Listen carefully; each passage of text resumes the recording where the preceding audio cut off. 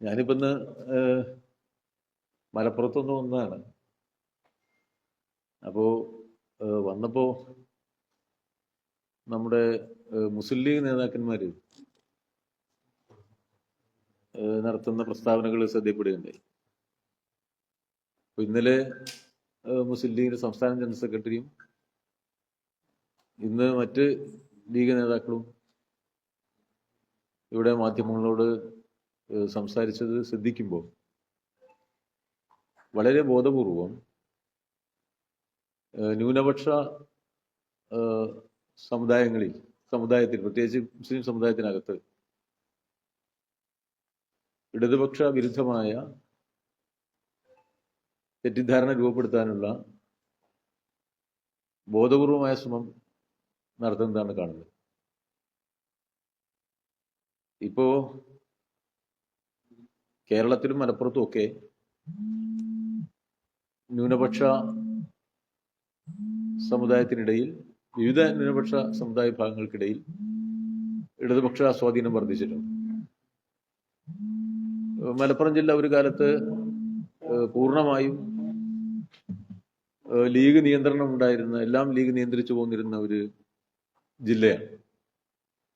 എന്നാൽ ഇവിടെയും ന്യൂനപക്ഷ ജനവിഭാഗം, വിശേഷിച്ച് മുസ്ലിം സമുദായം പൊതുവെ മതനിരപേക്ഷമായ ചേരിക്ക് ഒപ്പം കൂടുതലായി നീങ്ങുന്നത് നമുക്ക് കാണാൻ കഴിയുന്നുണ്ട്. മലപ്പുറം ജില്ലയിലെ മഹാഭൂരിപക്ഷം വരുന്ന ജനങ്ങൾ മതനിരപേക്ഷ ചിന്താഗതിക്കാരുമാണ്.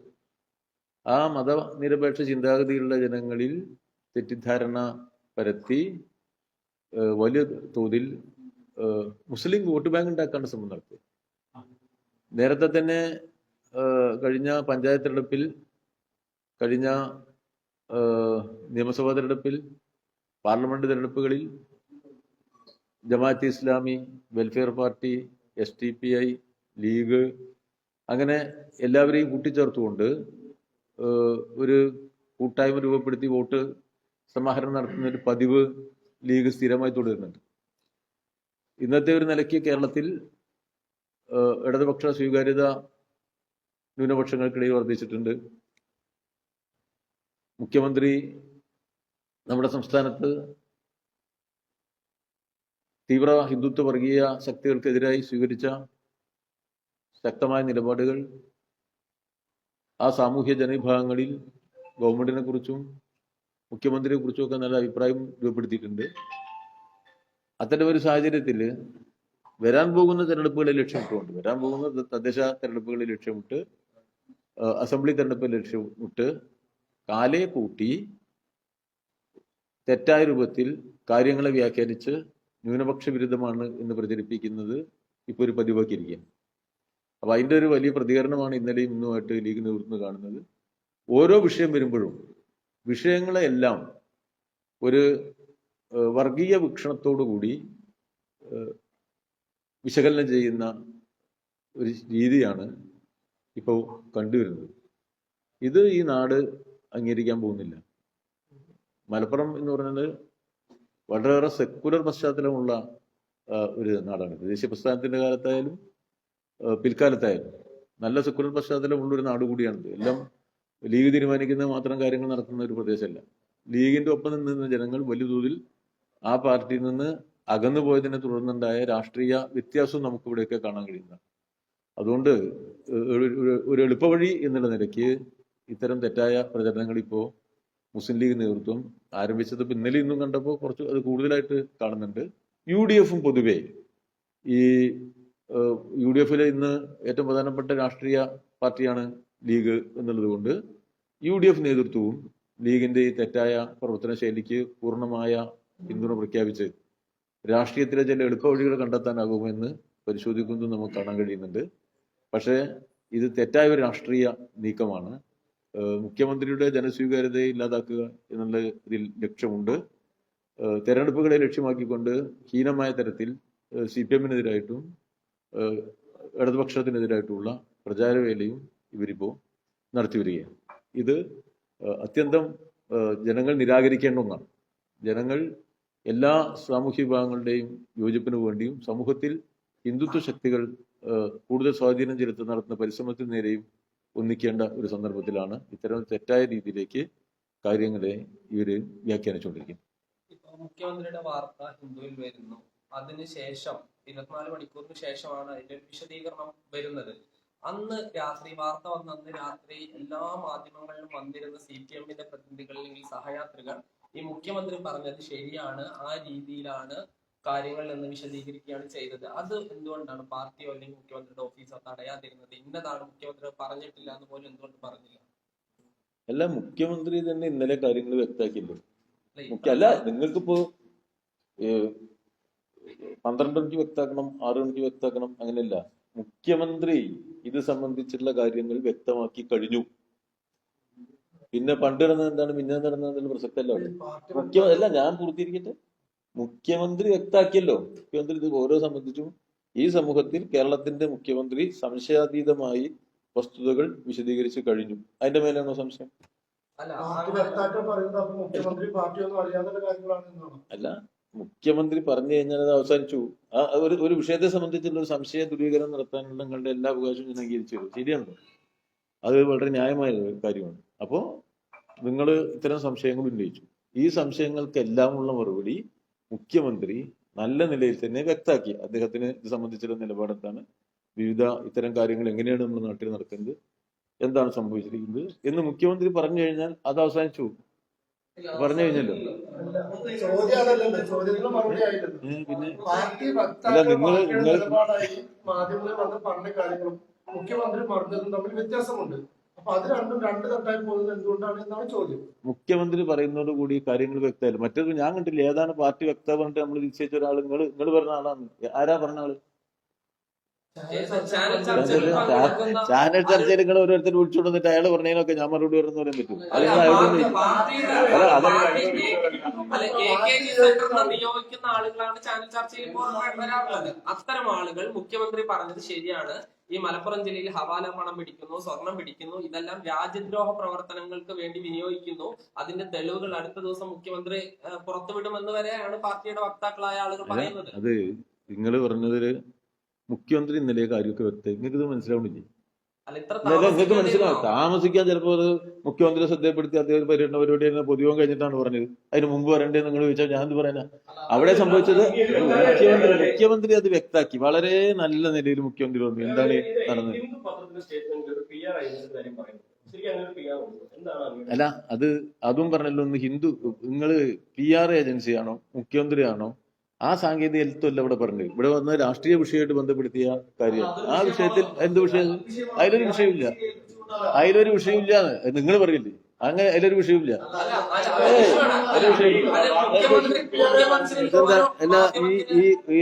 പറയൂ. മുഖ്യമന്ത്രി ഒരു മാധ്യമത്തിന് ഒരു അഭിമുഖം നൽകുമ്പോൾ അവിടെ 2 PR ഏജൻസികളുടെ ആളുകൾ ഉണ്ടായിരുന്നു. ഈ മുഖ്യമന്ത്രിയുടെ ഇന്റർവ്യൂവിന് ശേഷം ഈ ആളുകൾ പറയുകയാണ്, ലേഖികയോട് പറയുകയാണ്, ഇന്ന കാര്യം കൂടി ഉൾപ്പെടുത്തണമെന്ന് മുഖ്യമന്ത്രി പറഞ്ഞിട്ടുണ്ട്, അതും കൂടി ഉൾപ്പെടുത്തണമെന്ന് ആവശ്യപ്പെടുന്നു. അങ്ങനെ മുഖ്യമന്ത്രി ഇരിക്കുന്ന സ്ഥലത്ത് ഈ PRD ഉണ്ട്, മുഖ്യമന്ത്രിക്ക് തന്നെ അദ്ദേഹത്തിന്റെ പ്രസ് സെക്രട്ടറി ഉണ്ട്, പിന്നെ ഒരു PR ഏജൻസിയുടെ ആവശ്യമുണ്ടോ? ഇല്ലെങ്കിൽ മുഖ്യമന്ത്രി അറിയാതെ ഇത്ര ഗൗരവകരമായ ഒരു തെറ്റ് അങ്ങനെ പറയുമോ? അപ്പൊ നിങ്ങളുടെ മുഖ്യമന്ത്രി പറഞ്ഞ വിശ്വസിക്കുന്നില്ല അല്ലേ? അല്ല, അതാണല്ലോ. അത് എനിക്ക് പറയാൻ പറ്റില്ല. അങ്ങനെ മുഖ്യമന്ത്രി പറഞ്ഞത് വിശ്വസിക്കുന്നില്ല. നിങ്ങൾ പത്രങ്ങളുടെ പേരൊന്നും ഞാൻ പറഞ്ഞില്ല. നിങ്ങളിപ്പോ ആര് പറഞ്ഞാലും വിശ്വസിക്കില്ല. ഇത് അല്ല, അത് ഹിന്ദു വ്യക്താക്കിയിട്ടല്ലോ. അതില് അവരുടെ ഭാഗത്തു നിന്ന് തകരാറെന്താണ്, വീഴ്ച എന്താന്ന് അവര് പറഞ്ഞിട്ടുണ്ട്. അതിന് പിന്നെ കേക്കു ഞാൻ മുഴുവനാക്കട്ടെ. ഇത് സംബന്ധിച്ച് PR ഏജൻസിയാണ് എന്താ രാജ്യദ്രോഹം നടത്തുന്ന ചൈനീസ് നമ്മളെ രാജ്യദ്രോഹ പ്രവർത്തനത്തിന് ആൾക്കാരാണോ PR ഏജൻസി? അല്ല, നിങ്ങൾ കേൾക്കൂ, എന്തെങ്കിലും ആയിക്കോട്ടെ. ഈ PR ഏജൻസി എന്ന് പറഞ്ഞാല് എന്തോ ഒരു അന്യരാജ്യത്ത് നിന്ന് വന്ന് നമ്മളെ രാജ്യത്തിന്റെ രഹസ്യം ചോർത്തുന്ന ആണോ? അല്ലല്ലോ. അതുകൊണ്ട് അത് വേറെ കാര്യം. ഈ ഒരു വിഷയത്തെ സംബന്ധിച്ച് സംശയം വന്നു. സംശയം ദൂരീകരിക്കപ്പെട്ടു.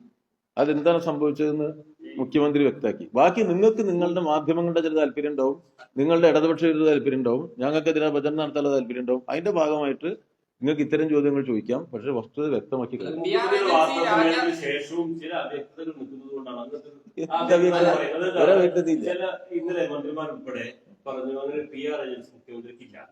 പക്ഷെ ഇതുപോലെ ഒരു ക്രെഡിബിലിറ്റിയുടെ ഒരു പത്രം പറയുന്നു PR ഏജൻസി വഴി ഞങ്ങളെ സമീപിച്ചു, ആ ഇന്റർവ്യൂ നടക്കുമ്പോൾ PR ഏജൻസി കൂടെ ഉണ്ടായിരുന്നു, ആ PR ഏജൻസിപ്പെട്ട ഒരാൾ ചുമതലപ്പെടുത്തി. ഇത് രണ്ടും ചെയ്യാനേ. ഇതിപ്പോ ഒരു PR ഏജൻസി വഴി വേണമെങ്കിൽ സമീപിക്കാം, PR ഏജൻസിയെ ഉപയോഗപ്പെടുത്താതിരിക്കാം. അതൊക്കെ സാഹചര്യത്തിനനുസരിച്ച് ചെയ്യുന്ന കാര്യം.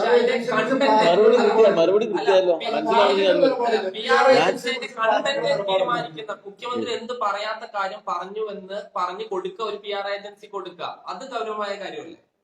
അങ്ങനെ വന്നാൽ അത് ആ പത്രത്തെ അറിയിക്കും. അവര് ആ കാര്യങ്ങളൊക്കെ വ്യക്തമാക്കപ്പെട്ടാണല്ലോ.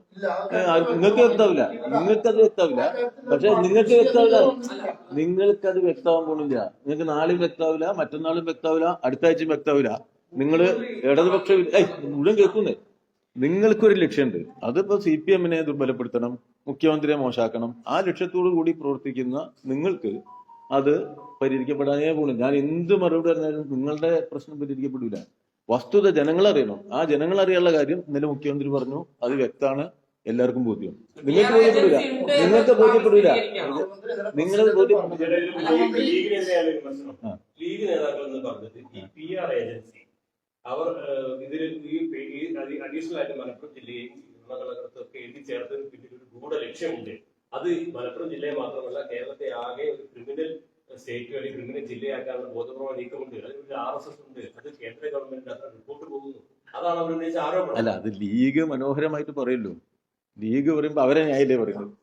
ലീഗുകാർക്ക് സമൂഹത്തെ ഈ അവസരം ഉപയോഗിച്ചിട്ട് ഒരു വർഗീയവൽക്കരണം, ലീഗെല്ലാം വർഗീയമായിട്ടാണ്. ഇപ്പൊ മലപ്പുറം എന്നൊരു കേട്ടാൽ അപ്പോ വർഗീയം. മലപ്പുറം എന്ന് നല്ലൊരു സ്ഥലല്ലേ.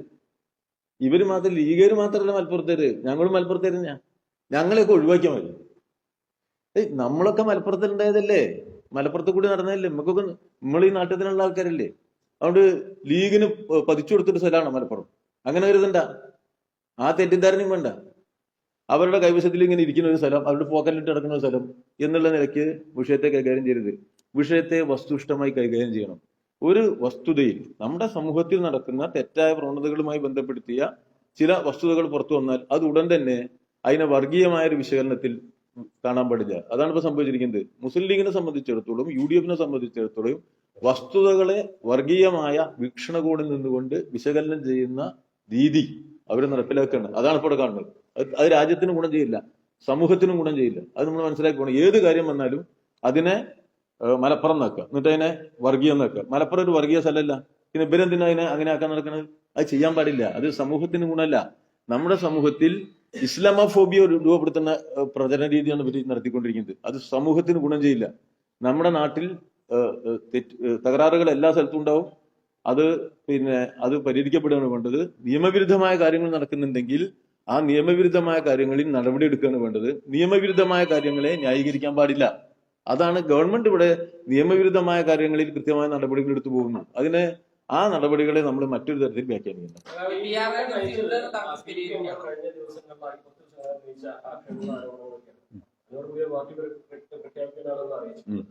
പാർട്ടി തന്നെ നിലമ്പൂരിൽ പൊതുയോഗം വിളിക്കുന്നുണ്ട്. എന്താണ് അൻവറിന്റെ പുതിയ തീരുമാനങ്ങൾ? അല്ല, അൻവർ ഇപ്പോ ഒരു CPM വിരുദ്ധനാണ്. അൻവർ കമ്മ്യൂണിസ്റ്റ് വിരുദ്ധ ശക്തികളുടെ കയ്യിലെ ഒരു ആയുധമാണ്. അൻവർ ചെയ്തതെല്ലാം രാഷ്ട്രീയമായി തെറ്റാണ്. അപ്പോ രാഷ്ട്രീയമായ തെറ്റുകൾ ചെയ്ത അൻവർ പല പ്രഖ്യാപനങ്ങളും നടത്തുന്നുണ്ടാവും.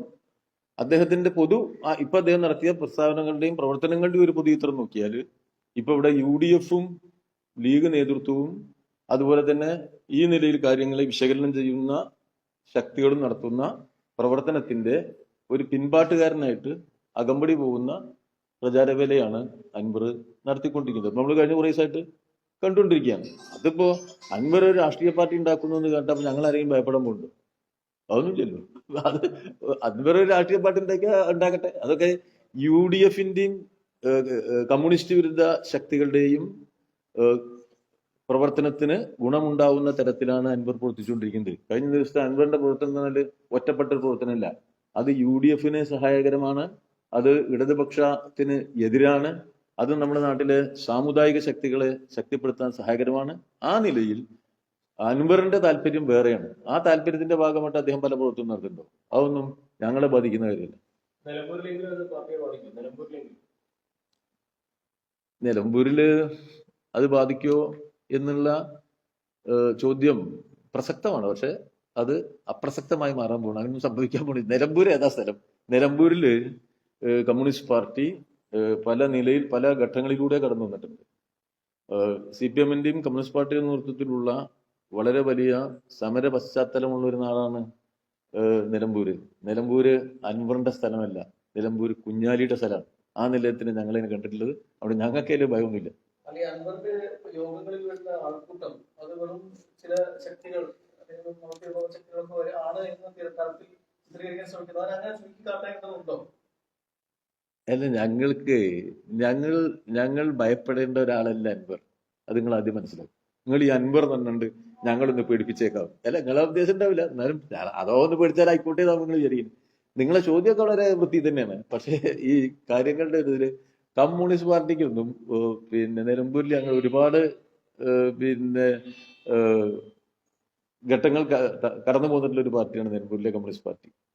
കേരളത്തിലെ കമ്മ്യൂണിസ്റ്റ് പാർട്ടിന്റെ ഒരുപാട് അനുഭവങ്ങളുടെ പ്രസ്ഥാനമാണ്. ആ പ്രസ്ഥാനത്തിന് അതിന്റെ നിലപാടുകളാണ്, അതിന്റെ രാഷ്ട്രീയ കാഴ്ചപ്പാടുകളാണ്. CPIM-ന് അതിന്റെ പ്രവർത്തന രീതി, അതിന്റെ രാഷ്ട്രീയം, അതിന്റെ മുൻഗണനകൾ, അതിന്റെ അടിസ്ഥാനത്തിൽ പ്രവർത്തിക്കുന്ന ഒരു തൊഴിലാളി വർഗ പാർട്ടിയാണ്. ആ പ്രസ്ഥാനത്തെ ദുർബലപ്പെടുത്താൻ നാട്ടിലെ ജനങ്ങൾ അനുവദിക്കില്ല. ഇപ്പോ പാർട്ടിയെ ദുർബലപ്പെടുത്താനുള്ള പ്രവർത്തനം എല്ലാവരും നടത്തും. ഒറ്റപ്പെട്ടോ ഇങ്ങനെ തെന്നിത്തെറിഞ്ഞു പോകുന്ന അൻവർമാർ നടത്തും. പിന്നെ UDF, BJP, SDPI, വിവിധങ്ങളായ നമ്മുടെ ജമാഅത്തെ ഇസ്ലാമി, അങ്ങനെയുള്ള തീവ്രവർഗീയ സ്വഭാവമുള്ള പാർട്ടികൾ ചെയ്യും. UDF-നെ പോലെയുള്ള കേരളത്തിന്റെ പ്രതിലോമ ചേരി അവർ ചെയ്യും. പിന്നെ കമ്മ്യൂണിസ്റ്റ് പാർട്ടി ഒന്ന് ദുർബലപ്പെട്ടാൽ ഏറ്റവും കൂടുതൽ സന്തോഷിക്കണം എന്നാഗ്രഹിക്കുന്ന ചില കമ്മ്യൂണിസ്റ്റ് വിരുദ്ധ മാധ്യമങ്ങളുണ്ട്, അവർ കൂടുതൽ ചെയ്യും. ഇവരൊന്നും ഇപ്പൊ ഇത് നിർത്തൂല, അതൊക്കെ തുടരും. അതൊക്കെ നമ്മുടെ സമൂഹം എങ്ങനെയാണ്, ഞങ്ങൾക്ക് എതിരായിട്ട് ജനാധിപത്യ സമൂഹത്തിൽ നമ്മൾ പ്രവർത്തിക്കില്ലേ? അപ്പൊ സ്വാഭാവികമായിട്ടും ഇടതുപക്ഷ വിരുദ്ധമായ ആശയങ്ങൾ പ്രചരിപ്പിക്കുന്നവർ ആവർത്തനം നടത്തും. കമ്മ്യൂണിസ്റ്റ് പാർട്ടിയെ ദുർബലപ്പെടുത്താൻ ആഗ്രഹിക്കുന്നവർ ആവർത്തനം നടത്തും. ഞങ്ങളുടെ പ്രചരണം നടത്തും. ഇതെല്ലാം തമ്മിലുള്ള രാഷ്ട്രീയ സംവാദങ്ങളും തർക്കങ്ങളുടെ ഒരു ഇടാണല്ലോ സാമൂഹ്യ മേഖല, സോഷ്യൽ സ്പേസ്. അവിടെ ആ പ്രവർത്തനങ്ങൾ നടത്തി ഞങ്ങൾക്കെതിരായി വ്യാപകമായി UDF, ജമാഅത്തെ ഇസ്ലാമി പോലെയുള്ള മുസ്ലിം മതമൗലികവാദ ശക്തികൾ, അതുപോലെ തന്നെ വിവിധങ്ങളായ വർഗീയ ശക്തികൾ, BJP, ഇവരൊറ്റയ്ക്കും യോജിച്ചു നിരവധി തവണ ഞങ്ങളെ ദുർബലപ്പെടുത്താനുള്ള പരിശ്രമങ്ങൾ ഈ കേരളത്തിൽ നടത്തിപ്പോരുന്നുണ്ട്, ഇപ്പോഴും നടത്തുന്നുണ്ട്. അതിനെ പ്രോത്സാഹിപ്പിക്കുന്ന നിലപാടാണ് നമ്മുടെ നാട്ടിലെ കമ്മ്യൂണിസ്റ്റ് വിരുദ്ധ മാധ്യമങ്ങൾ സ്വീകരിച്ചു പോന്നിട്ടുള്ളത്. അത് ഇപ്പോഴും തുടരുന്നുണ്ട്, അതിങ്ങനെ തുടർന്നുകൊണ്ടിരിക്കും. ഞങ്ങൾ അതിനെ അതിജീവിച്ചാണ് ഇവിടെ എത്തിയിട്ടുള്ളത്. ഇപ്പൊ വരുന്ന ഈ പ്രചരണങ്ങളെ സംബന്ധിച്ചിടത്തോളം ജനങ്ങളുടെ പിന്തുണയോടുകൂടി ഞങ്ങൾ അതിനായിട്ട് മുറിച്ചെടുക്കും. അതിനൊന്നും ഒരു വിഷമമുള്ള കാര്യം. രാഷ്ട്രീയ വിഷയമായി തുടങ്ങിയതാണ്. പക്ഷേ പിന്നീട് CPM-ന്റെ ജില്ലാ സെക്രട്ടറി RSS എന്ന് പറയുന്നു, ആരോപണം ഉന്നയിച്ച അൻവർ ജമാഅത്തെ ഇസ്ലാമിയുടെയും SDPയുടെ ആളാണെന്ന് പറയുന്നത്. അത്തരത്തിലേക്ക് ഒരു വർഗീയ തലത്തിലേക്കൊക്കെ മാറ്റുന്നത് നേരത്തെ താങ്കൾ സൂചിപ്പിച്ചതുപോലെ CPM-ഉം ചെയ്യാൻ പാടുമോ, അൻവറും ചെയ്യാൻ പാടുമോ? താങ്കൾ മലപ്പുറത്തുകാരാണ്, ഞങ്ങൾ ഭൂരിഭാഗവും മലപ്പുറത്തുകാരാണ്. അത് നന്നായി. നമ്മൾ മലപ്പുറത്തിൽ ഒരുമിച്ചിരുന്ന് ഗൗരവമുള്ള ഒരു രാഷ്ട്രീയ കാര്യം ചർച്ച ചെയ്യുന്നത് ഗുണമുള്ള കാര്യമാണ്. ഇവിടുത്തെ കാര്യം എന്താ വെച്ചാല് അൻവർ CPM ജില്ലാ സെക്രട്ടറിയെ RSS-കാരനാണ് എന്ന് പറഞ്ഞു. അൻവർ അത് പറഞ്ഞുകൊണ്ട് ഈ മലപ്പുറം ജില്ലയിൽ ആരും ഇത് വിശ്വസിച്ചിട്ടില്ല. മനസ്സിലായില്ലേ? അൻവർ CPM-ന്റെ മലപ്പുറം ജില്ലാ സെക്രട്ടറി RSS ആണ് എന്ന് അൻവറല്ല ആര് പറഞ്ഞാലും ഈ നാട്ടിൽ ഒരാളും വിശ്വസിക്കൂല. ഇപ്പൊ വിശ്വസിക്കാത്ത കാര്യം പറഞ്ഞതിന് ബേജാറാവേണ്ട കാര്യം ഞങ്ങൾക്ക് അതിന് ബേജാറില്ല. അതൊന്നുമല്ല.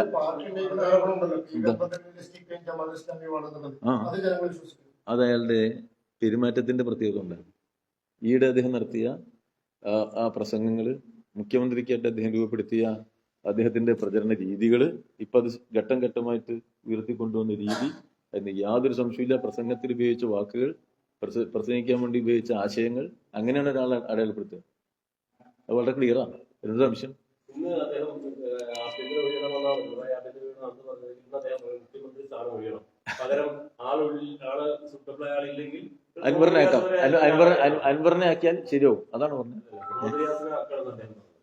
നിങ്ങൾ നല്ല പത്രക്കാരാണ്, ഈ ജാതി ചോദ്യം ചോദിക്കും. വളരെ വിനയപൂർവ്വം ഞാൻ പറയാണ്. അദ്ദേഹം പറഞ്ഞിട്ടുണ്ടോ, അദ്ദേഹം ഒരു വിവരക്കേട് പറഞ്ഞാല് ആ വിവരക്കേടിനെ നിങ്ങൾ എടുത്തിട്ട് നമ്മോട് പറയുന്നത്? നിങ്ങളതിലൊരു മാന്യമായ ചോദ്യം ഉണ്ടെങ്കിൽ ചോദിച്ചോളൂ, നമുക്ക് പറയാം. ഇതൊക്കെ എത്ര പരിഹാസ്യമായ ഒരു ഒരു ഒരു ഒരു പ്രയോഗമാണ്. ആ പരിഹാസ്യമായ പ്രയോഗത്തിന് നമുക്ക് ഉത്തരവാദിത്തമുള്ള ആൾക്കാരിൽ നിന്ന് എനിക്ക് നമുക്ക് മുന്നോട്ട് വരാൻ പറ്റുമോ? അത് പറ്റില്ല. അവിടെ നിങ്ങൾ ചോദിച്ചതിൽ എനിക്ക് വിരോധമില്ല. പക്ഷെ വളരെ പരിഹാസ്യമായ തരത്തിലുള്ള ഒരവസ്ഥയാണ്. അത് അദ്ദേഹത്തിന്റെ ബോധത്തിന്റെ പ്രശ്നമായിരിക്കും. അത് നമ്മളതിന്റെ രാഷ്ട്രീയമായിട്ട് ഓരോരുത്തരും ഓരോ വിഷയത്തെ സമീപിക്കുന്ന രീതിശാസ്ത്രം, അതിപ്പോ അവരുടെ രീതിശാസ്ത്രം വെച്ച് നോക്കിയിട്ടുണ്ട്. ഗുരുതരമായ കുറെ കാര്യങ്ങളുണ്ടെന്നാണ് പറയുന്നത്. ഈ ശശിക്കെതിരെ അൻവർ നൽകിയ പരാതിയിൽ ശശി ഇടനിലക്കാരനായിട്ട് പണം കൈപ്പറ്റുന്നു, സ്ത്രീകളോട് മോശമായിട്ട് സംസാരിക്കുന്നത് ഗുരുതരമായ ആരോപണങ്ങളാണ് അൻവർ ആ പരാതിയിൽ നൽകിയിട്ടുള്ളത്. പാർട്ടി പരിശോധിക്കും. അല്ല, അൻവർ ആരോപണം ഉന്നയിച്ചാലേ ആരോപണമായിട്ടല്ല, ഒരു വസ്തുതകൾ സ്പെസിഫിക് ആയപ്പോഴും കുറെ ആരോപണം എഴുതി കൊണ്ടു കൊടുക്കാൻ ആർക്കാ പറ്റാത്തപ്പോൾ നാട്ടില് സ്പെസിഫിക് ആയിരിക്കണം. ഇന്ന സംഭവത്തിൽ ഇന്ന ആളെ ഇന്ന് ഇന്നമാതിരി പെരുമാറി, ഇന്ന സംഭവത്തിൽ ഇങ്ങനെ, അങ്ങനെ സ്പെസിഫിക് അല്ല. അൻവർ ഈ പറഞ്ഞത് മുഴുവൻ പത്രക്കട്ടിങ്ങൾ എടുത്തിട്ട് അതിന് തയ്യാറാക്കി എടുത്തിട്ട് പറയണം. അതുകൊണ്ട് എന്താ അതെങ്ങനെ ഞങ്ങളെങ്ങനെ പരിഗണിക്കുക? 2, കമ്മ്യൂണിസ്റ്റ് പാർട്ടിയുടെ സംസ്ഥാന കമ്മിറ്റി അംഗമാണ് പി ശശി. പ്രവർത്തിക്കുന്നത് അവിടെ മുഖ്യമന്ത്രിയുടെ ഓഫീസിലാണ്. ഞങ്ങൾ ചുമതലപ്പെടുത്തിയ പ്രവർത്തനങ്ങളെ നടത്തുക. ഏത് ചുമതലയിലും ഒരു കമ്മ്യൂണിസ്റ്റുകാരൻ പ്രവർത്തിക്കുന്നുണ്ടെങ്കിൽ അത് കമ്മ്യൂണിസ്റ്റ് പാർട്ടി പരിശോധിക്കുകയും ചെയ്യും. അതിനിപ്പോൾ അൻവറിന്റെ കത്തൊന്നും വേണ്ട. ഞങ്ങളെ സംബന്ധിച്ചിടത്തോളം ഞങ്ങളുടെ എന്തെങ്കിലും പെശകുണ്ടെങ്കിൽ ഞാനായാലും മറ്റൊരാളായാലും ഞങ്ങൾ ഏൽപ്പിക്കുന്ന പ്രവർത്തനം പാർട്ടി നിർവഹണം എന്നുള്ളത്, ആ പാർട്ടി ചുമതല നിർവഹണം എന്നുള്ളത് കൃത്യമായി നിർവഹിക്കുകയാണ് ചെയ്യുക. അത് ആരുടെയെങ്കിലും ഭാഗത്തുനിന്ന് എന്തെങ്കിലും പെശകുണ്ടെങ്കിൽ അത് യഥാസമയം പരിശോധിക്കേണ്ട സംവിധാനം പാർട്ടിയിലുണ്ട്. ഗവൺമെന്റിന്റെ പ്രവർത്തനം സംബന്ധിച്ചുള്ള ഒരു പൊതു ഗൈഡ് ലൈൻ പാർട്ടി കൊടുത്തിട്ടുണ്ട്. ആ പൊതു ഗൈഡ് ലൈൻ അനുസരിച്ച് ഗവൺമെന്റ് പ്രവർത്തിക്കുന്നുണ്ടോ എന്ന് എല്ലാ സമയത്തും CPIM പരിശോധിക്കാറുണ്ട്. അത് കൂടുതൽ പരിശോധന ആവശ്യമായ സന്ദർഭങ്ങളിൽ വിശദമായ പരിശോധനകൾ നടത്തി പാർട്ടിക്കകത്ത് റിപ്പോർട്ട് ചെയ്യുന്നതും CPM-ലെ പതിവാണ്. അങ്ങനെയാണ് അൻവറിന് CPM-ൽ ഇല്ലാത്തതൊന്നും അറിയില്ല. ഞങ്ങളുടെ പാർട്ടി ഗവൺമെന്റിലേക്ക് നിയോഗിച്ച സഖാക്കൾ അവർ നടത്തുന്ന പ്രവർത്തനത്തെ അതാത് സന്ദർഭങ്ങളിൽ കൃത്യമായ ഇടവേളകളിൽ പരിശോധിച്ചു വരുന്നുണ്ട്. ആ പരിശോധനകളിലൂടെയും പി ശശി നടത്തിയ പ്രവർത്തനത്തിന്റെ ഒരു പരിമിതി ഞങ്ങളുടെ മുന്നിലില്ല. അതുകൊണ്ട് തന്നെ അദ്ദേഹത്തെ ഏൽപ്പിച്ച ചുമതലകൾ, അവിടെ സംസ്ഥാന കമ്മിറ്റിയിൽ നിന്ന് ഓഫീസിൽ ഏൽപ്പിച്ച ചുമതലകൾ നിർവഹിക്കുന്ന ആളുകളുണ്ട്. അവർ ആ ചുമതല ഭംഗിയായി നിർവഹിക്കുന്നു എന്നുള്ളതാണ് ഞങ്ങളുടെ അനുഭവം. അത്തരം അല്ലാത്തൊരു സ്ഥിതിയിൽ ഞങ്ങൾക്ക് പിന്നെ മറ്റു കാര്യങ്ങളിലേക്ക് നോക്കേണ്ട കാര്യമില്ല. അദ്ദേഹത്തെ ഏൽപ്പിച്ച ചുമതല അദ്ദേഹം ചെയ്യുന്നുണ്ട്. മുഖ്യമന്ത്രിയുടെ ഓഫീസിലാണ് അദ്ദേഹം പ്രവർത്തിക്കുന്നത്. ആ പ്രവർത്തനവും ഭംഗിയായിട്ടൂടെ നടക്കുകയാണ്. അപ്പോൾ അതിനെതിരായിട്ട് ഇപ്പോൾ ആക്ഷേപങ്ങൾ ഉന്നയിക്കുക, ആരോപണങ്ങൾ ഉന്നയിക്കുക. ആരോപണത്തിന് ഉന്നയിക്കുന്നതിന് നമുക്ക് ആരെയും തടയാൻ പറ്റുമോ? ആരെയും തടയാൻ പറ്റില്ല. ആരോപണമല്ലേ. ഈ വലിയ പ്രാദേശികമായിട്ട് വലിയ എതിർപ്പ് ഇടയിൽ നിലമ്പൂരിലൊക്കെ വലിയ പ്രകടനങ്ങൾ, എതിർപ്പ് ഒക്കെ നടന്നതിനിടയിലും അൻവറിനെ അവിടെ സ്ഥാനാർത്ഥിയായി അടിച്ചേൽപ്പിച്ചതിന് പിന്നിൽ താങ്കളാണെന്നാണ് അന്ന് ചേർന്ന വലിയ ആരോപണം. അത് വിജയരാഘവന്റെ സ്ഥാനാർത്ഥിയാണ്. പക്ഷെ തെരഞ്ഞെടുപ്പിൽ ആ സീറ്റ് പിടിക്കാൻ വേണ്ടിയായിരിക്കാം. എങ്കിൽ പോലും ആ സ്ട്രാറ്റജി പാളിയോ, അല്ലെങ്കിൽ അന്ന് താങ്കൾ ഇപ്പോ കണ്ടത് 8 വർഷം മുമ്പ് അവിടുത്തെ പാർട്ടി പ്രവർത്തകർ നേരത്തെ തിരിച്ചറിഞ്ഞു? ഇത് നമ്മൾ കാണേണ്ടതെന്ന് വെച്ചാല്, രാഷ്ട്രീയത്തില് ഞാൻ പ്രവർത്തിക്കുന്നുണ്ടാവുക എൻ്റെ പാർട്ടിക്ക് ഗുണമുള്ള തരത്തിൽ കാര്യങ്ങൾ പോകാനാണ്. ഞങ്ങളാരും ഞങ്ങളുടെ വ്യക്തിപരമായ ലാഭത്തിനനുസരിച്ചല്ല കമ്മ്യൂണിസ്റ്റ് പാർട്ടി പ്രവർത്തനം നടത്തുക. പാർട്ടി ഒരു സാധാരണ മനുഷ്യന്റെ, തൊഴിലാളി വർഗത്തിന്റെ രാഷ്ട്രീയ പാർട്ടിയാണ്, പാവങ്ങളുടെ പാർട്ടിയാണ്. ആ പാർട്ടിയെ ശക്തിപ്പെടുത്താൻ കഴിയുന്ന രൂപത്തിലാണ് ഞങ്ങൾ പ്രവർത്തിക്കുക. ആ പ്രവർത്തനത്തിൽ പിന്നെ പാർട്ടി അതാത് സന്ദർഭങ്ങളിൽ അതിന് രൂപപ്പെട്ടു വന്ന മൂർത്ത സാഹചര്യത്തിന്റെ പ്രത്യേകതകൾ അനുസരിച്ച് ആണ് കാര്യങ്ങൾ നീക്കിക്കൊണ്ടുപോകും. അപ്പോൾ അൻവർ 8 വർഷം മുമ്പ് വരുന്നു, പിന്നെ അവിടെ ഇടതുപക്ഷത്തോട് സഹകരിച്ച് പ്രവർത്തിക്കുന്നു. ഇടതുപക്ഷത്തോട് സഹകരിച്ച് പ്രവർത്തിക്കുമ്പോൾ ആ സഹകരണത്തോട് വേണമല്ലോ പോവുക. അപ്പോൾ കഴിഞ്ഞ കുറെ കാലമായിട്ട് നമ്മോട് സഹകരിച്ച് പ്രവർത്തിച്ച് പോകുന്ന അൻവർ ഇപ്പോൾ ഞങ്ങളെ എതിർചേരിയെ സഹായിച്ചുകൊണ്ടിരിക്കുന്നു. അപ്പോൾ അന്ന് ഇടതുപക്ഷാനുകൂലമായ നിലപാടെടുക്കുന്ന ഒരാളെ കാണുമ്പോഴാണ് കാണുക. ഇപ്പോൾ ഇടതുപക്ഷത്തെ തകർക്കാൻ ശ്രമിക്കുന്ന കമ്മ്യൂണിസ്റ്റ് വിരുദ്ധ ചേരിയിലേക്ക് കൂടിച്ചേർക്കപ്പെട്ട ഒരാൾ എന്നുള്ള രീതിയിലാണ് കാണുക. അത് രണ്ടിനും അങ്ങനെ കാണുക. അല്ലാതെ അന്നത്തത് എങ്ങനെ ഇന്നത്തെ എങ്ങനെ എന്നുള്ളതൊന്നും ഒരു വിഷയമില്ല. തൊഴിലാളി വർഗ രാഷ്ട്രീയത്തെ മുന്നോട്ട് കൊണ്ടുപോകുന്ന പ്രക്രിയയിൽ ഞങ്ങൾ ഉന്നയിക്കുന്ന രാഷ്ട്രീയവുമായി സഹകരിച്ച് പ്രവർത്തിക്കുമ്പോൾ ആ സഹകരിച്ച് പ്രവർത്തിക്കുക. അല്ല നേരെ എതിർചേരിയെ ശക്തിപ്പെടുത്താൻ ശ്രമിക്കുമ്പോൾ അതിനെ ശക്തമായിട്ട് വിമർശിക്കും. അത് കമ്മ്യൂണിസ്റ്റ് പാർട്ടിയുടെ പ്രവർത്തനം. ശരി, ഇതിൽ വ്യക്തിപരമായിട്ട് നമുക്കൊന്നുമില്ല. ഞാനൊക്കെ ചെയ്യുന്നത് വെച്ചാൽ പാർട്ടി അതാത് കാത്തിരിക്കുന്ന തീരുമാനം നന്നായിട്ട് നടപ്പിലാക്കാൻ വേണ്ടി പരിശ്രമിക്കുക. അത്രയും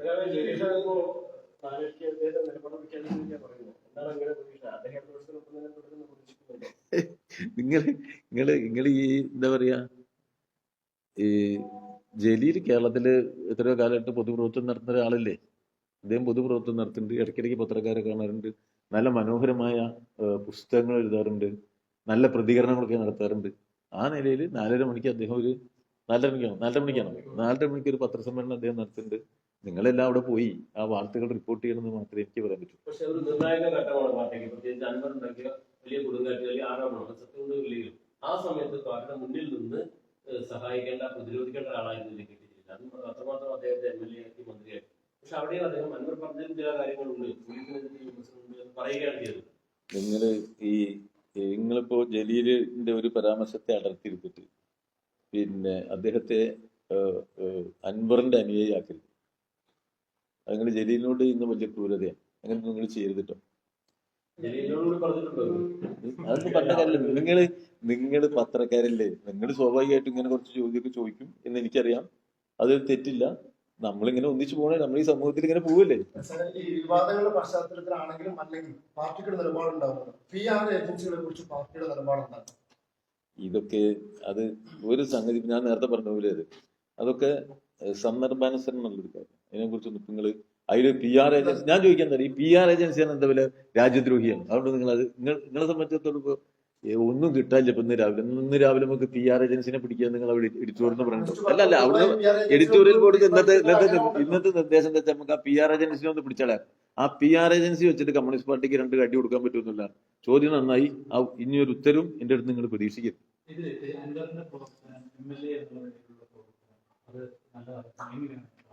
MLA എന്നുള്ള നിലയിൽ അൻവർ ഇടതുപക്ഷത്തോടൊപ്പം പ്രവർത്തിച്ച ദിവസങ്ങളിൽ നല്ലതും അതിന് ശേഷമുള്ള ദോഷം ആയിരുന്നു.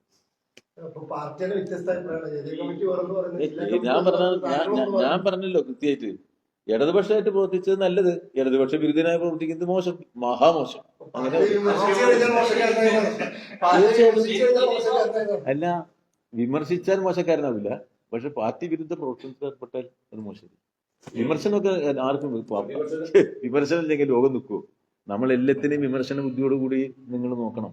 ഞങ്ങൾ കമ്മ്യൂണിസ്റ്റുകാരെ നിങ്ങൾ വിമർശിക്കുന്നത് കൊണ്ട് ഞങ്ങൾക്കൊരു വിരോധം നിങ്ങളോട് ചെല്ലും. ഇപ്പൊ നിങ്ങൾ വന്നു നമ്മുടെ പാർട്ടിയെ വിമർശിച്ചു, നമ്മുടെ പാർട്ടി മോശം ആണ് എന്ന് ദ്യോതിപ്പിക്കുന്ന ചോദ്യം ചോദിച്ചു. അതിലൊന്നും തെറ്റില്ല. അതൊക്കെ ഒരു ജനാധിപത്യ സംവിധാനത്തിൽ നമ്മൾ അഭിപ്രായ സ്വാതന്ത്ര്യം ഉണ്ടെന്നുള്ള മാത്രമല്ല, ആശയവിനിമയം നടത്തണം. ഞങ്ങളെ നിങ്ങൾക്ക് വിമർശിക്കാം. നിങ്ങൾ വിമർശിക്കുമ്പോൾ നിങ്ങൾ വിമർശിച്ചത് ശരിയുണ്ടോ എന്ന് ഞങ്ങൾ പരിശോധിക്കും. ശരിയില്ലാത്തതിന് ശരിയല്ല എന്നങ്ങ് പറയും. അതുകൊണ്ട് വിമർശിക്കുന്നതിനോട് ഒരു വിരോധവും ഞങ്ങൾക്കില്ല. ഞങ്ങളിപ്പോ എന്തുമാതിരി വിമർശിക്കുന്നുണ്ട് പല ആൾക്കാർ, നിങ്ങളെ എന്തുമാതിരി വിമർശിക്കുന്നുണ്ട്. നമ്മൾ തമ്മിൽ വല്ല തർക്കമുണ്ടോ? ഒരു തർക്കമില്ല, വളരെ സൗഹൃദം. പ്രതിപക്ഷ നേതാവ് ഏറെ വർഷങ്ങൾക്ക് മുമ്പ് തന്നെ, മാസങ്ങൾക്ക് മുമ്പ് തന്നെ പറഞ്ഞിരുന്നു മുഖ്യമന്ത്രി PR-ന്റെ തടവറയിലാണ്. PR ആണ് മുഖ്യമന്ത്രിയെ ഇങ്ങനെ വാർത്താസമ്മേളനം ഉൾപ്പെടെ എല്ലാം കൈകാര്യം ചെയ്യുന്നത്. മുഖ്യമന്ത്രി ഒരു PR-ന്റെ തടവിലാണെന്ന് പറഞ്ഞിരുന്നു. പക്ഷെ അവിടേക്ക് കാര്യങ്ങൾ എത്തുന്നു എന്ന രീതിയിൽ പൊതു സമൂഹത്തിന് അങ്ങനെ ഒരു ധാരണ. അല്ല, ഞാൻ ചോദിക്കുന്നത് എന്താ വെച്ചാലേ, ഞാൻ ചോദിച്ചതിന് മറ്റൊരു രൂപത്തിൽ ഞാൻ ഉത്തരം പറഞ്ഞ ഒരു ചോദ്യത്തിന് നിങ്ങൾ മറ്റൊരു രൂപത്തിൽ എന്നോട് വീണ്ടും ചോദിക്കുകയാണ്. ഞാൻ പറഞ്ഞ വെച്ചാല്, നിങ്ങളിപ്പോ ഇന്ന് ഈ PR എന്ന് പറയുന്ന ഏതൊരു മറ്റെന്താണ് വലിയ ഭീകരവാദി പ്രത്യക്ഷപ്പെട്ടിരിക്കുന്നു. അതുകൊണ്ട് എന്തോ സംഭവിച്ചിരിക്കുന്നു. ഇതൊക്കെ സതീശന്റെ എന്തെല്ലാം വിദ്യകൾ നമുക്കറിയാം. അങ്ങനെ ആ വിദ്യ ഇട്ടിട്ട് സതീശനെ അടിക്കില്ല. അതിലൊന്നും നാട്ടുകാർക്ക് അറിയത്, ജനങ്ങളൊന്നും ഈ പ്രതിപക്ഷം നടത്തുന്ന പ്രചാരവേലകളൊക്കെ സംബന്ധിച്ച് ജനങ്ങൾക്ക് നല്ല അറിവുണ്ട്. മുഖ്യമന്ത്രി പിണറായി അദ്ദേഹം പറഞ്ഞ കാര്യങ്ങൾ എന്താണെന്ന് കൃത്യമായി വ്യക്തമാക്കി കഴിഞ്ഞാൽ പിന്നെ അതില് PR എവിടെ, ER എവിടെ, KR എവിടെ ഒന്നും പ്രസക്തമല്ല. മുഖ്യമന്ത്രി വിഷയമാണ് പ്രശ്നം. മനസ്സിലായി നിങ്ങൾക്ക്? ഇപ്പൊ ഇവിടെ ഒരു സംഭവം ഉണ്ടായി, ആ സംഭവം ഉണ്ടായതാണ് പ്രശ്നം. ആ ഉണ്ടായ സംഭവത്തെ സംബന്ധിച്ച് നമ്മൾ ചർച്ച ചെയ്യുമ്പോൾ അത് വ്യക്തമാക്കി കഴിഞ്ഞാൽ ഒരു കാര്യങ്ങളെ സംബന്ധിച്ച് കേരളത്തിന്റെ സംസ്ഥാന മുഖ്യമന്ത്രി വളരെ ഉത്തരവാദിത്വബോധത്തോടുകൂടി ഇഴപിരിച്ച് കാര്യങ്ങൾ വിശദമാക്കി കഴിഞ്ഞാൽ അതവിടെ അവസാനിച്ചു. പിന്നുള്ളത് രാഷ്ട്രീയ ലാഭത്തിന് വേണ്ടിയാണ്. പ്രതിപക്ഷം സ്വാഭാവികമായിട്ടും ഇങ്ങനെ അതിനെക്കുറിച്ച് പ്രതികരിക്കുള്ളൂ. അത് പ്രതിപക്ഷം ചെയ്യുന്നൊരു പ്രവർത്തനമാണ്. അത് പ്രതിപക്ഷം ചെയ്തോട്ടെ. അതുകൊണ്ട് നാട്ടിലൊന്നും ആൾക്കാരെ വിശ്വസിക്കാൻ പോണില്ല. ഈ പ്രതിപക്ഷം പിണറായിക്കെതിരായി നടത്തിയ ആക്ഷേപങ്ങളുടെ ഒരു പട്ടിക കണ്ടെടുക്കും. എത്ര വലുത്? പിണറായിയെ കുറിച്ച് പറഞ്ഞ ആക്ഷേപങ്ങളുടെ അളവ് കേരളത്തിൽ ഈ കേരളത്തിൽ നിന്ന് ജീവിച്ചിരിക്കുന്നതിൽ ഏറ്റവും കൂടുതൽ ആക്ഷേപങ്ങൾ പ്രചരിപ്പിക്കപ്പെട്ടത് കേരളത്തിലെ മുഖ്യമന്ത്രിക്കെതിരായിട്ടാണ്. അതിൽ പ്രതിപക്ഷം 1-ാം സ്ഥാനത്ത് നിന്നു. ഇനി അതിലൊക്കെ പ്രതികളുടെ പേരൊന്നും ഞാൻ പറയുന്നില്ല. അതിനുവേണ്ടി നടത്തിയ ഗൂഢാലോചനകളെ സംബന്ധിച്ച് എല്ലാം അറിയുന്ന ഒരാളാണ് ഞാനത് പറയുന്നില്ല. പിന്നെ നമ്മളെ മാധ്യമ സുഹൃത്തുക്കൾ അവര് പിണറായിക്ക് വേണ്ടി നൽകിയ സേവനം എന്താ? പ്രതിപക്ഷം നമ്മളെ എതിർക്കുമ്പോൾ ഈ തെറ്റായ കാര്യങ്ങൾ പറയുമ്പോൾ അത് 10 മടങ്ങ് കരുത്തോടു കൂടി അത് പ്രചരിപ്പിക്കുകയും അതിനാവശ്യമായ സർവേകൾ അങ്ങനെ വരുന്നുണ്ട് ഇപ്പൊ ഇടയ്ക്കിടയ്ക്ക്. ഇപ്പൊ കൂടുതൽ പിന്നെ നമ്മളെ CPM ദുർബലപ്പെടുത്താൻ ചില സർവേ അടിക്കും. അതൊക്കെ സാധാരണ നാട്ടിലപ്പാ. ഇപ്പൊ പാർട്ടി സമ്മേളനം വരുമ്പോ ബാക്കിയുള്ളവർക്ക് സമ്മേളനമില്ല, ചർച്ചയൊന്നുമില്ല. CPM ഇപ്പൊ ഒരു സമ്മേളനം ചർച്ചയ്ക്ക് നടത്തുന്നുണ്ട്. അപ്പൊ തുടങ്ങി കുറച്ച് ആൾക്കാർ സർവേ ഇറങ്ങി. അത് തെറ്റില്ല. നിങ്ങൾക്കൊരു സർവേ നടത്തുമ്പോൾ ഒരു പാർട്ടി ഉണ്ടല്ലോ, അതിലാണ് എന്റെ സന്തോഷം. എന്റെ ഏറ്റവും വലിയ ആഹ്ലാദത ഞങ്ങൾക്കെതിരായിട്ടുള്ള വാർത്തകൾ ഇങ്ങനെ കൊടുത്തുകൊണ്ടിരിക്കുമ്പോൾ തന്നെ കുറെ നല്ല മനുഷ്യർ അത് കണ്ടിട്ട് പിന്നെ ഞങ്ങളുടെ അടുത്ത് വരുന്നുണ്ട്. എനിക്ക് എത്ര അനുഭവം ഉണ്ട്. ഞാൻ പറയാം, എന്റെ അനുഭവം പറയേണ്ട സ്ഥലമില്ലാത്തതുകൊണ്ട് ഞാൻ പറയാതിരിക്കുക. ഞങ്ങൾക്കെതിരായ വാർത്തകൾ എത്രയോ കാര്യങ്ങൾ ഞങ്ങൾക്ക് ഗുണം ചെയ്തിട്ടുണ്ട് എന്നുള്ളതും ഒരു വസ്തുതയാണ്. പക്ഷേ ചില നല്ല മനുഷ്യരെ തെറ്റിദ്ധരിക്കപ്പെടാൻ ഇടയുണ്ട്. അല്ല, ഈ കളവ് വാർത്ത ഇങ്ങനെ കുറെ കൊടുക്കുമ്പോൾ കുറെ നല്ല മനുഷ്യർ തെറ്റിദ്ധരിക്കപ്പെടാൻ ഇടയുണ്ട്. അതുകൊണ്ടാണ് ഞങ്ങൾ ഇടയ്ക്കിടയ്ക്ക് നിങ്ങളെ കണ്ട് ആ തെറ്റിദ്ധാരണ മാറ്റാനുള്ള പരിശ്രമം. ഈ മുഖ്യമന്ത്രി ഗൗരവമായി പറഞ്ഞ കാര്യങ്ങൾ അങ്ങ് സൂചിപ്പിച്ചു. അങ്ങനെ ഇനി അതിന് ചോദ്യമില്ല. അല്ലല്ല, ഗൗരവമായി പറഞ്ഞ ഇനി എത്ര ആൾക്കാർ ചേർത്ത് വക്രീകരിച്ച് അവതരിപ്പിക്കപ്പെട്ടാൽ അത് ഗൗരവമായി പരിശോധിക്കേണ്ട വിഷയമല്ല. അല്ല, അതൊക്കെ മുഖ്യമന്ത്രി വ്യക്തമാക്കി കഴിഞ്ഞു എന്ന് ഞാൻ പറഞ്ഞേക്കൂ. വസ്തുതയിൽ ഇവിടെ തെറ്റായ രൂപത്തിൽ വ്യാഖ്യാനിക്കാൻ സഹായകരമായ രൂപത്തിൽ വന്ന കാര്യം സംബന്ധിച്ച് മുഖ്യമന്ത്രി കാര്യങ്ങൾ വ്യക്തമാക്കി കഴിഞ്ഞാൽ ആ വസ്തുതയാണ്. ഒരു വസ്തുതയിൽ എന്താണ് നടന്നിരിക്കുന്നതെന്ന് സംസ്ഥാനത്തിന്റെ ഒരു മുഖ്യമന്ത്രി വ്യക്തമാക്കി കഴിഞ്ഞാൽ അതിനേക്കാൾ കൂടുതൽ വ്യക്തമാക്കാൻ മറ്റാർക്കെങ്കിലും പറ്റുമോ? ഇല്ലല്ലോ. അത് മുഖ്യമന്ത്രി വ്യക്തമാക്കി കഴിഞ്ഞു. അത് സംബന്ധിച്ചുള്ള നിലപാടുകളും കാര്യങ്ങളും അവിടെ അവസാനിച്ചു. ഇനി നിങ്ങൾ അത് സംബന്ധിച്ച് കൂടുതൽ ചോദിച്ചാൽ ഞാൻ മറുപടി പറയും എന്ന് കരുതാൻ പാടില്ല. ഇനി 1.5 കൊല്ലം അപ്പോ കുറച്ചുകൂടി ഒരു ജാഗ്രത. ഇപ്പൊ പോയ 3 വർഷത്തിനപ്പുറം ഈ വിവാദങ്ങളുടെ പശ്ചാത്തലത്തിൽ താങ്കൾ പാർട്ടിയുടെ PB അംഗമാണ്, കേന്ദ്ര നേതൃത്വമാണ്. കേന്ദ്ര നേതൃത്വത്തിൽ കുറച്ചുകൂടി ഒരു ഇടപെടൽ ഗവൺമെന്റ് ഉണ്ടാകും. ഗവൺമെന്റിന്റെ പ്രവർത്തനം സംബന്ധിച്ച് അതാത് സന്ദർഭങ്ങളിൽ പാർട്ടി ചർച്ച ചെയ്യും. പാർട്ടി ചർച്ച ചെയ്യുന്നതിൽ കമ്മ്യൂണിസ്റ്റ് പാർട്ടി ആകെയാണ് ആ പ്രവർത്തനം നടത്തുന്നത്. ഇപ്പം ഞങ്ങളിപ്പോ ഒരു കേരള സംസ്ഥാനത്തിലെ ഗവൺമെന്റിന്റെ പ്രവർത്തനങ്ങൾ ചർച്ച ചെയ്യും. ആ ചർച്ച ചെയ്യുന്നതിൽ പങ്കെടുക്കുന്ന ആരാ? പാർട്ടിയുടെ സംസ്ഥാന കമ്മിറ്റി, പാർട്ടിയുടെ കേന്ദ്ര നേതാക്കന്മാർ, എല്ലാവരും കൂടി ഇരുന്നിട്ട് ചർച്ച ചെയ്യുക. പാർട്ടിയിൽ അങ്ങനെയാണ്. പാർട്ടി ഇപ്പൊ ഈ ഗവൺമെന്റ് അധികാരത്തിൽ വന്നു. ഈ ഗവൺമെന്റ് അധികാരത്തിൽ വരുമ്പോൾ ഞങ്ങൾ ആദ്യമായിട്ട് അധികാരത്തിൽ വരും. ആദ്യമായിട്ട് അധികാരത്തിൽ വരുമ്പോൾ ജനങ്ങൾക്ക് ഉണ്ടാവുന്ന പ്രതീക്ഷകളോളം എത്താൻ എങ്ങനെ പ്രവർത്തിക്കണം, അത് പാർട്ടി നന്നായിട്ട് ചർച്ച ചെയ്തിട്ടുണ്ട്. അതിന് തടസ്സം നിൽക്കുന്ന ഘടകങ്ങൾ എന്താണ്, അതും പാർട്ടി ചർച്ച ചെയ്യുന്നുണ്ട്. അതിന്റെ അടിസ്ഥാനത്തിൽ നമുക്ക് പരമാവധി കേരളത്തിന്റെ പൊതു അഭിവൃദ്ധിക്ക് സഹായകരമായ രൂപത്തിൽ ഇന്നത്തെ ഒരു ലോകഘടനയിൽ, ഇന്ത്യൻ ഘടനയിൽ ഒരുപാട് പുതിയ പ്രശ്നങ്ങൾ വരിക. ഇപ്പോൾ AI ടെക്നോളജി എന്ന സാധനം വന്നതോടുകൂടി തന്നെ എങ്ങനെയാണ് നാളത്തെ ലോകം എന്നതിനെ നമുക്ക് ഇന്ന് പറയാൻ കഴിയാത്ത രൂപത്തിൽ അതിസങ്കീർണമായിരിക്കാണ് സാങ്കേതിക വിദ്യയുടെ വളർച്ച. അപ്പൊ അത്തരമൊരു സാഹചര്യത്തെ അഭിമുഖീകരിക്കുന്ന നമ്മുടെ കേരളീയ സമൂഹത്തെ അതിന് പ്രാപ്തമാക്കാൻ പറ്റുന്ന തരത്തിൽ എങ്ങനെ ഈ ഗവൺമെന്റിനെ ഉപയോഗപ്പെടുത്താം എന്നുള്ളതെല്ലാം സംബന്ധിച്ചുള്ള ഗൗരവതരമായ ചർച്ചകൾ ഞങ്ങൾ നടത്തിയിട്ടുണ്ട്. അതിൽ ഗവൺമെന്റിന്റെ പ്രവർത്തനത്തിൽ ഗവൺമെന്റിലേക്ക് നിയോഗിക്കപ്പെട്ട ആളുകൾ എങ്ങനെ പ്രവർത്തിക്കണം, പാർട്ടി എങ്ങനെ പ്രവർത്തിക്കണം, അതൊക്കെ സംബന്ധിച്ചുള്ള വ്യക്തമായ ധാരണകളിലൂടെയാണ് ഈ ഗവൺമെന്റ് പോകുന്നത്. എല്ലാ സന്ദർഭത്തിലും നമ്മൾ ഒരു ചർച്ച നടത്തി അവിടെ അവസാനിപ്പിക്കുകയല്ലേ ചെയ്യുക. ചിലപ്പോൾ ഒരു കൊല്ലം കൂടുമ്പോൾ, ചിലപ്പോൾ ഈ പാർട്ടി സമ്മേളനത്തിന്റെ സമയത്ത് ഒക്കെ തന്നെ ഇത്തരം കാര്യങ്ങൾ ചർച്ച ചെയ്യും. പാർട്ടി അത് കൂട്ടായാണ് ചർച്ച ചെയ്യുക. കമ്മ്യൂണിസ്റ്റ് പാർട്ടി എന്ന് പറഞ്ഞാൽ കളക്റ്റീവാണ്, കൂട്ടായിട്ടുള്ള പ്രവർത്തനമാണ് കമ്മ്യൂണിസ്റ്റ് പാർട്ടിയിൽ.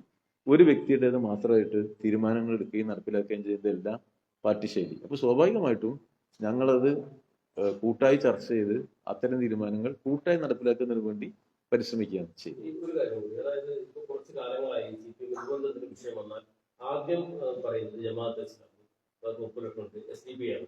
അത് പൊതുവായി CPM-ന്റെ നിലപാടാണോ? അതല്ലെങ്കിൽ ഓരോ വിഷയം വരുമ്പോൾ ആ വിഷയത്തിൽ ഇപ്പോൾ അൻവറിന്റെ വിഷയം വന്നു, അൻവറിന്റെ പൊതുയോഗത്തിൽ ആര് പങ്കെടുത്തു, ആരെ പങ്കെടുപ്പിച്ചു, അതിൽ ഇവരുടെ പങ്ക് അത് കൃത്യമായി മനസ്സിലാക്കിയിട്ട് പറയുന്നതാണോ, അതല്ലെങ്കിൽ കാലെടുക്കുന്ന ഒരു വെടിയാണോ ഈ ജമാഅത്തെ ഇസ്ലാമി SDP?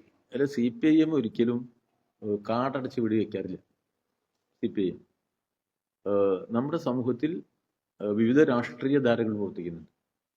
ആ രാഷ്ട്രീയ ധാരകളിൽ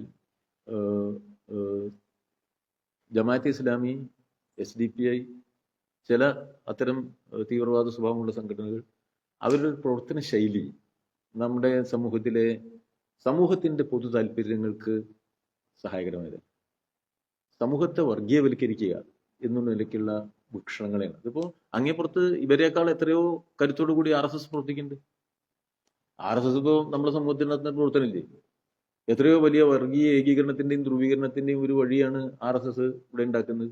അപ്പൊ അത്തരം ഒരു സന്ദർഭത്തിൽ ഈ മുസ്ലിം ജനവിഭാഗത്തിനിടയിൽ ഇവർ നടത്തുന്ന പ്രവർത്തനം RSS നടത്തുന്ന പ്രവർത്തനത്തിന് സ്വീകാര്യത ഉണ്ടാക്കി കൊടുക്കുന്ന തരത്തിലാണ്. ഈ സമൂഹത്തെ അത് ദുർബലപ്പെടുത്തും.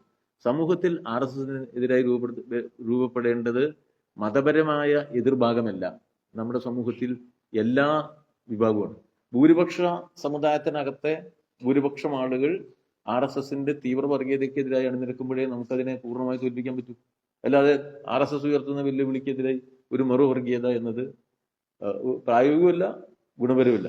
ഇവരുടെ പ്രവർത്തനം നമ്മുടെ സമൂഹത്തിൽ ഇന്ന് രൂപപ്പെട്ട RSSന്റെ തീവ്ര ഹിന്ദുത്വ പ്രവർത്തനത്തെ ദുർബലപ്പെടുത്തുന്ന പ്രവർത്തനമല്ല, മറിച്ച് അവർക്ക് ന്യായം കണ്ടെത്താൻ സഹായകരമായ പ്രവർത്തനമാണ്. സ്വാഭാവിക ഒരു കമ്മ്യൂണിസ്റ്റ് പാർട്ടി വലിയ തോതിൽ തീവ്ര ഹിന്ദുത്വത്തെ വിമർശിക്കും. അതോടൊപ്പം തന്നെ മറുഭാഗത്ത് ഇത്തരം ഫണ്ടമെന്റലിസ്റ്റ് ശക്തികൾ നടത്തുന്ന പ്രവർത്തനങ്ങളെയും വിമർശിക്കും. അത് വിമർശിക്കാതെ അവർക്ക് വർഗീയ പ്രവർത്തനം, ഫണ്ടമെന്റലിസ്റ്റ് പ്രവർത്തനം നടത്തേണ്ട ഒരു മൗലികാവകാശം ഉണ്ടെന്ന് വരാൻ പറ്റില്ല. അതില്ല. RSS വലിയ തോതിൽ നടത്തുകയാണ്. ഇവര് മറുഭാഗത്ത് നടത്തുന്ന പ്രവർത്തനവും സമൂഹത്തിന് ഗുണമല്ല, ജനങ്ങളെ വർഗീയമായിട്ട് വിഭജിക്കാനല്ല, എല്ലാവരും ഒന്നിപ്പിച്ച് കൊണ്ടുപോകാനാണ് നമ്മുടെ സമൂഹം ശ്രദ്ധിക്കുന്നത്. അതാണ് ഇന്ത്യയുടെ പാരമ്പര്യം. ഇന്ത്യ ഒരു വലിയൊരു നാഷണൽ മൂവ്മെന്റിന്റെ പശ്ചാത്തലമുള്ള നാടല്ലേ. അപ്പൊ ഇന്ന് ഗാന്ധി ഇന്ത്യയിൽ. അപ്പോൾ ആ ദേശീയ പ്രസ്ഥാന പശ്ചാത്തലമുള്ള സമൂഹത്തെ വിഘടിപ്പിച്ച് നശിപ്പിക്കാനുള്ള പ്രവർത്തനത്തിന്റെ പക്ഷത്താണ് ഇവർ നിൽക്കുന്നതുകൊണ്ടാണ് RSSനെ വിമർശിക്കും. ഇവര് നടത്തുന്ന പ്രവർത്തനത്തെ വിമർശിക്കും.